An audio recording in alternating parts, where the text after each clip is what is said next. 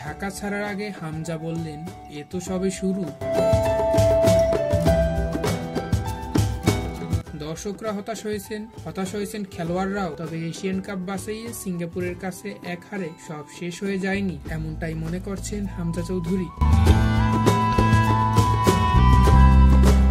আমরা যেমনটা চেয়েছিলাম তেমনটা হয়নি, কিন্তু দল হিসেবে এবং জাতি হিসেবে আমরা গর্বিত হতে পারি। আমাদের ইতিবাচক থাকতে হবে, কারণ আমরা সবে শুরু করেছি। ইনশাআল্লাহ আমরা যেখানে যেতে চাই খুব শীঘ্রই সেখানে পৌঁছে যাব।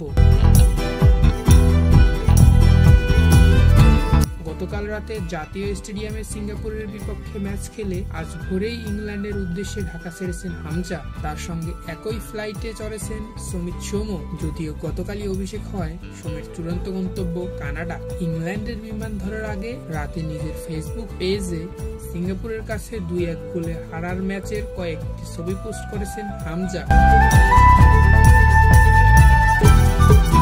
লেস্টার সিটি তারকা দর্শকদের ধন্যবাদ জানিয়ে আবার দেখা হওয়ার আশাবাদও শুনিয়েছেন। আপনাদের ভালোবাসা ও সমর্থনের জন্য আমার হৃদয়ের অন্তঃস্থল থেকে ধন্যবাদ। অক্টোবরে দেখা হবে।